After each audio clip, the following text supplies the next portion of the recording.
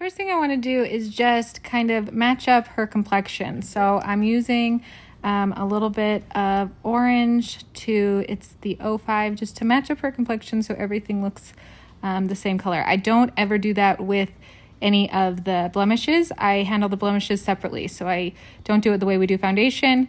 I match up the complexion overall, and then I manage the different little blemishes. I'm using here mostly oranges because there's a lot of excess blue here, and then a little bit of pink on her cheeks. Various oranges just tone that excess blue and purple really well and give her a complexion that looks completely texture free, which is kind of exciting and amazing. Then I use a little bit of mascara, and I always, when I'm adding any shadow, I always use the tone that is missing so I can use the least amount possible so it never creases. You can see that her skin just looks like perfect skin instead of looking kind of, when you put makeup over any kind of acne, it can look very cakey and textural. This is kind of shocking because it almost looks like we have a blur filter on. I swear on my life there's no filter whatsoever. It's just her amazingly beautiful skin.